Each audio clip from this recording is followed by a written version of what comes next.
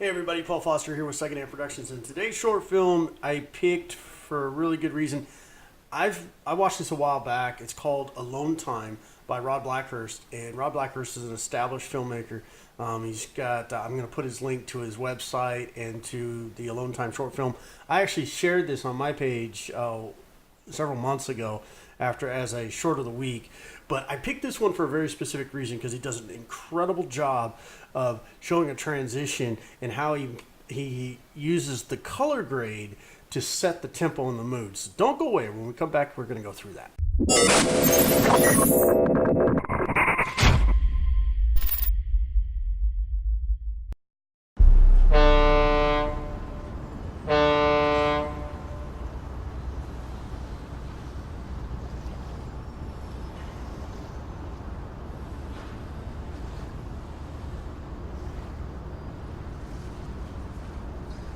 Stop.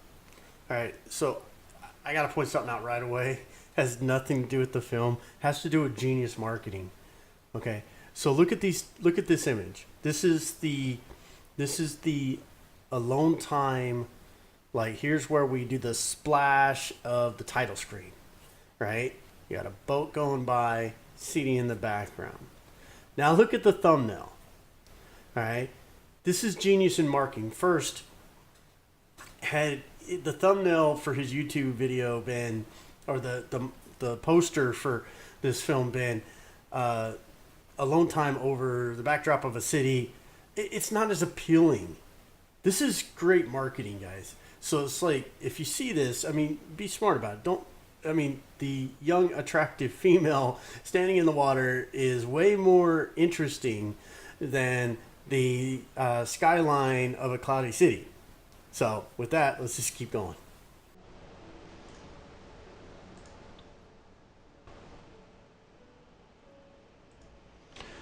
Okay, our story is about our young female protagonist who lives in the city and is kind of become complacent with her mundane existence in her day-to-day life. We show her at a night in the evening at a gathering where she stands by herself, and then it cuts to her on a platform as she goes through her daily activities. And she's going to look for a break from this, but the beauty of this is really the color grade. If you watch this film and you want to get in the mood and how the color grade affects the audience, we have this very good push in. Boss drops a bunch of paperwork on her desk, and then the stress. There's not a word spoken outside of her having a phone conversation with somebody at some point. Then she gets to the subway, and you get to see how disconnected she is from her surroundings, and how just kind of like this guy, it's almost like he's a stalker. I mean, he's obviously checking her out, and she's just not interested. This is her daily routine. I mean, the only concern I had right here is this guy really does look like he's checking her out. And I thought when I first watched it that this guy's a serial killer. Because watch, when she steps in, he walks back toward. I mean, he never took his eyes off her. I mean, even when he gets in, he doesn't take his eyes off her. So that's creepy. But the point's made. She's not interested. Now, this scene right here is really interesting because you have her eating alone with, like, just kind of playing with her food, and then we cut to her getting up out of bed. This entire scene is desaturated. You're going with neutral colors. You can barely see any complexion in her face, and that's going to be a stark contrast to when she finally decides to get out of the city and go do something.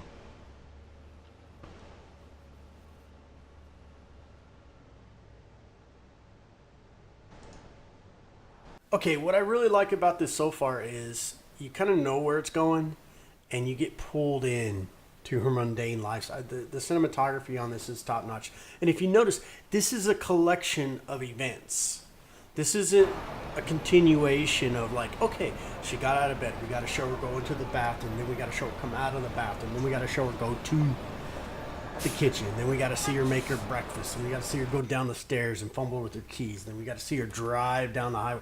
No, you're not going to see that. That's the beauty of this. It is a collection of events of her day. It's like a time capsule. The director is giving us a glimpse of her daily life, and he does it over like 2 days. He doesn't just do one day. He does it over 2 days. It's the second day. At the end of the second day, you realize that's when she kind of like she fumbles around her closet, something falls out, and she's like, "Hey, let's get out of here," you know. But the beauty, so we've desaturated the scene, and I love it. And if you look at the tempo and the pace, he's brought the tempo and the pace of each shot down to slow it down so that you can feel like you're being dragged down with her. Okay, so he's bringing you back. He's bringing you down. There's nothing exciting when you desaturate the footage, or you don't put a really significant color grade to make it vibrant and pop. It makes your mood as a viewer come down, and then you add the slower paced tempo, the detached non-interaction, the lack of dialogue, no music. It's all just ambient sound. That's the beauty of this. So let's keep on watching. So now she's going to get into the city, and she's leaving the city, and she's moving on. At this point, she's at a grocery store, at a Quickie Mart, and it's beautifully colored. You got vibrant colors. It's you can see. I'm gonna this next part here. She's buying some stuff. I want you to look at the difference between a shot of her early on and this shot of her, and the color in her face, and the difference in the color grade. So right now you're going to see one of the most important scenes of the entire short film. She's going to grab a disposable camera and cleanly place it on the desk, on the counter. She's buying this. That camera has significance, or else it wouldn't have been so prominently displayed in this. So then she's going to drive out into the country, and we have beautiful greenery. The filmmaker continues the tempo at the current tempo that he's been going at, because now she's in no hurry to do anything, except she's enjoying herself. She has got good complexion. We've got very vibrant colors. I think it's a little bit too much green in the grade on this one, but that's just my take. Great scenery too. I mean, the location on this is just awesome. But I still feel like there's a little too much green in the shot, even though it's warmer. But that's just a personal preference on my part. And boom, there's one picture. This is really significant towards the end of this short film. You're watching, you're cruising along, you keep waiting for something to happen. I'm not even sure, when I first watched this, I wasn't even sure why I was still watching. Other than it looked professionally done. So if it was done, there had to be a purpose, right? I'm thinking maybe the serial killer from the subway came back. You know, maybe we're going to get a gratuitous shot in the lake. Now I'm going to say, once we get into the lake, I did think he sat on this shot. It's almost like they were trying to get a still because they knew they were going to use this as the cover art. I don't know. But I did think he sat on this just a hair too long. They could have cut right to where just before she jumps into the water. Because it looked like she was trying to pose for something. But that's just my observation. And we show her at night. She's making s'mores by the fire, singing Kumbaya. And once again, we're waiting. We're just waiting for something to happen. We don't know what's going on. And we're not even sure exactly why we're still watching the short film at this point. The significant part about the color grade, that's already played out, which I thought was exciting. But I'm waiting for something to happen to this woman that's unique and interesting. The next day, she gets up. I'm thinking, okay, she made it through the night. That's cool. She takes one more picture before she leaves. One more picture. And I keep thinking to myself, that camera's got to be significant for something, right? Well, then she returns to the city. And what I liked about the return to the city is we get this cool, it looks like she's either in New York or Chicago. Stop. Yeah, I'm not going to show you the rest of this. I can say I really gave you a play-by-play of how I was feeling through the first time I ever watched the short film. But by the time you get to the end, you realize this is genius. This was awesome. This was subtle.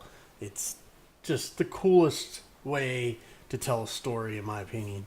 So, Rod Blackhurt, I guess I say his name. I looked it up. Rod Blackhurt is a very talented filmmaker, and I just thoroughly enjoyed Alone Time.